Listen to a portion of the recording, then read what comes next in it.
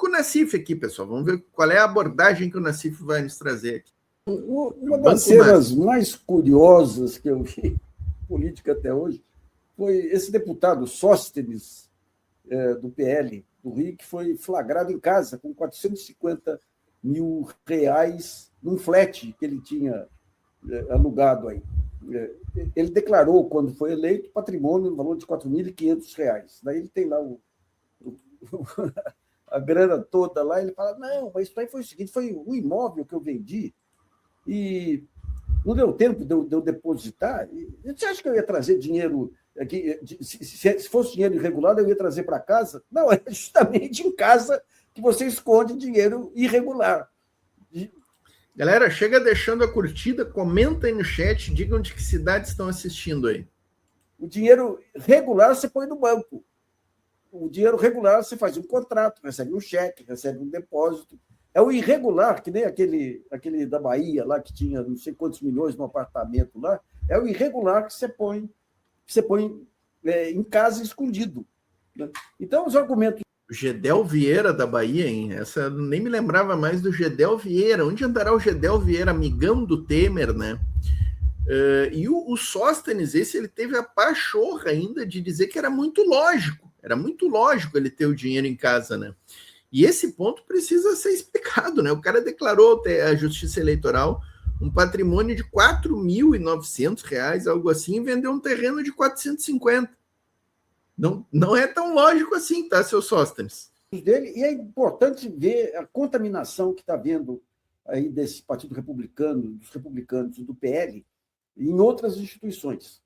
Hoje veio a informação que um ministro do TCU intimou o Banco Central a dar informações por que ele foi precipitado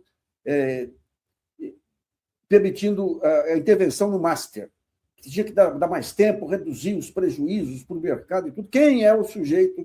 É um ex-deputado federal dos republicanos colocado no Tribunal de Contas.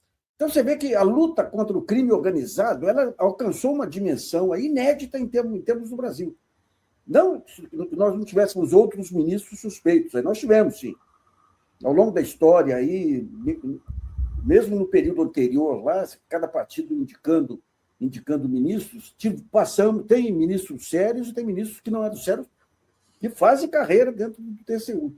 Mas você vê o TCU, como um todo, é um tribunal político, né, o Nassif? O TCU, Tribunal de Contas da União, e os do Estado também, porque quem indica são os governadores, né, ou o presidente da República, o Senado também tem indicação, se não me falha a memória, uma parte ali dos conselheiros são indicados por indicação do Senado, né? Então é um tribunal político, formado por políticos. Aquele que inventou a história das pedaladas da Dilma era um politicão ali, o Nader, né? Acho que era Nader o nome dele. Era um grande político da direita, sempre foi, né? E inventou a farsa das pedaladas lá no Tribunal de Contas, né? Então a gente não pode esperar do Tribunal de Contas só técnica, né? Não vamos nos iludir, né? O grau de envolvimento, e daí entra um outro aspecto, que é o seguinte, essa revelação, a gente está num momento crítico, encarnação. Aí, estamos revirando todos Maninho. os intestinos da República, aí, né? De todo lado. E é um momento que leva, num primeiro momento, a um descrédito geral do país. Esse descrédito está pegando direita e esquerda aí. Você vê o lixo daqui, lixo dali, o crime de um lado, a falta de ética de outro, assim, e acaba criando um clima de fim de festa, efetivamente. Às vezes você olha e você fala, pô, o país está ameaçado agora. Se você não consegue vencer o crime organizado, você simplesmente desiste do projeto de país. E é interessante o que está acontecendo em relação ao Supremo Tribunal Federal. Tem erros, sim. Esse negócio de parente de ministro ser advogado é uma postura errada. Mas a insistência com que determinadas colunistas estão atacando o Supremo me lembra muito... Eu tinha um amigo, Zé Grandão, grande jornalista. O Zé era um observador da cena. Ele falava que tem duas maneiras de fazer lobby. Uma é defendendo o cara que você quer fazer lobby. Outra é atacando o adversário dele. Então, essa insistência em cima do Supremo dos ministros, que, eu repito, deram moleza. Mas essa insistência, no fundo, reflete o quê? O lobby que está sendo feito em favor da Lava Jato, no momento em que o Sérgio Moro está na beira da morte política, aí, e do crime organizado, efetivamente. Se você olhar, são as mesmas pessoas que toleraram todos os abusos aí do Supremo e tudo no processo de impeachment, aí, no processo da Lava Jato, que agora usam essa estratégia. Então, longe de mim achar que é correta, digamos, essa posição de familiares de ministros aceitar contratos aí, valores inacreditáveis, né? Inacreditáveis. Mas, a partir do momento que você começa o ataque sistemático a isso, você está querendo, aliás, reproduzindo aí, mas com base agora mais concreta, um processo de enfraquecimento do Supremo no momento em que você tem uma guerra mortal entre a institucionalidade e o crime organizado. Então, é preciso ter muito cuidado aí com os ataques ao Supremo nesse momento. O que me surpreende nesse momento, né, é alguns jornalistas aí do campo progressista mergulharem nessa, adotarem a linha da mídia golpista, né?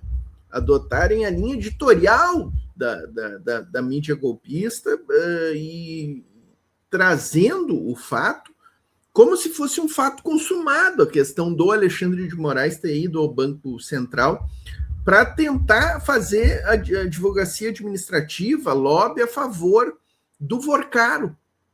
É porque a esposa dele é advogada do Vorcaro, então ele foi ao Banco Central para advogar a favor do Banco Master, né?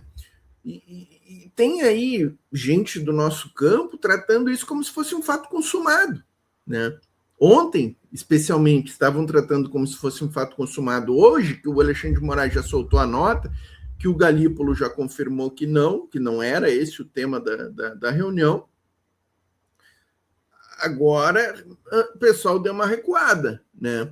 Mas é estranho que o pessoal não aprendeu, parece, com a Lava Jato, não aprendeu com os outros episódios de lawfare, desse ataque concatenado, digamos assim, né? As figuras que estão travando esse combate aí, né? Então é óbvio, preparem-se que virá o mesmo ataque, virá o Flávio Dino. Prepare-se que mais alguns dias aí deve chegar algum ataque nesse sentido contra o Flávio Dino, porque o que ele está fazendo lá no processo da farra das emendas, com certeza que o Centrão e esta corja aí, que defende os interesses de grandes empresários, é uma matéria que eu vou trazer na sequência do programa. Vou trazer uma matéria muito interessante na sequência do programa sobre as isenções fiscais para grandes empresas. Vou trazer o Nassif, vou trazer o Bruno Lima Rocha tratando dessa questão aí. O que está acontecendo agora com a atuação do Flávio Dino, essa primeira investida contra esses dois deputados, que vai se ampliar. Eu juro que eu não tinha visto ainda o Nassif, eu estou reagindo junto com vocês.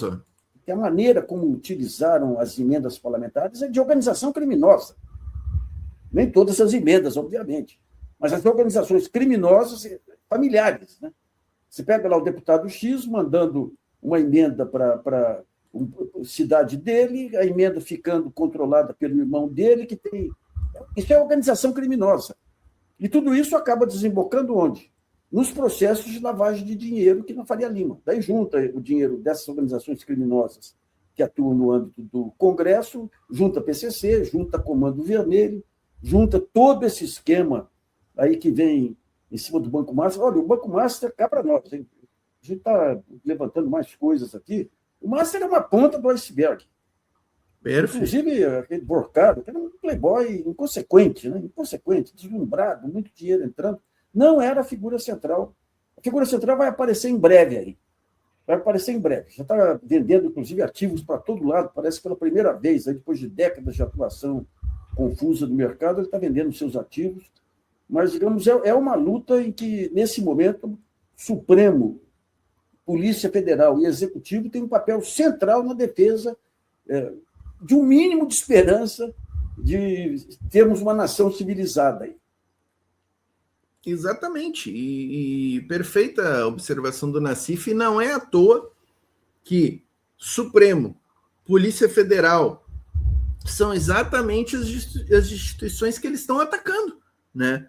Lá no Congresso, via blindagem, via PEC da blindagem, via o PL antifacção desvirtuado do Guilherme Derrite querendo atacar a Polícia Federal, tirar recursos, tirar poderes constitucionais da Polícia Federal, e agora a Rede Globo como ponta de lança, né, como o jornal O Globo como grande tribuna da Lava Jato, tomando essa dianteira aí no sentido de criar uma crise, de tentar enlamear a figura do Alexandre de Moraes, que é o cara que está capitaneando ali como relator de algumas investigações aí, né?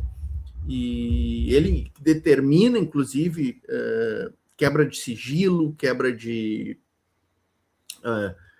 apresentação de documentos, ele que determina as prisões, determina a realização das operações pela PF, então é obviamente que essa turma quer silenciar, né, o Alexandre de Moraes. Muitos canais de esquerda engoliram essa isca da extrema-direita, diz o Sidney Kripa. Eu não sei nem se é extrema-direita, tá, Kripa? Não bota só na extrema-direita, né? Tem a turma da direita inteira, né? A direita inteira, né? Susana Schneider, em outro canal, entrevistado, observou que o Xandão iria falar pelo Master com 6 testemunhas. Não entendi, Susana. Sem STF, o governo Lulinha não dura um mês, diz o João Santos Ferreira. Menos, tá, João Santos? Não é tanto assim, mas que o STF tem desempenhado nesse momento um papel importante, isso tem, né? Zec Portugal, 2026, vamos votar em políticos de esquerda, e aqueles de esquerda que votaram com os bandidos da direita, vamos tirar eles também. Perfeito, né? O Sidney Kripa aqui respondendo a Suzane Schneider, ó. Xandão saiu do encontro e falou geral, fui lá no Banco Central defender o Master, como alguém pode engolir essa? Entendi, gente, o que vocês estão comentando aqui. A direita civilizada, dita civilizada, também está nessa, diz o Sidney Kripa. É claro, né? Suzane Schneider, a Globo de novo, mas a Globo é a tribuna da Lava Jato, é a tribuna dos ruralistas, é a tribuna da burguesia nacional, dos interesses dessa turma toda, né, pessoal? Vivemos uma tentativa de golpe continuado. É verdade, é verdade. Por falar em golpe, Sidney Kripa, e nos golpistas, inscrevam-se aqui, ó, os grupos de WhatsApp, ó. Deixei a mensagem aqui para que vocês se inscrevam, estão na descrição do vídeo aqui, tá, pessoal? Quero ver vocês todos por lá. Comentários na tela aqui, ó, podem deixar seus comentários.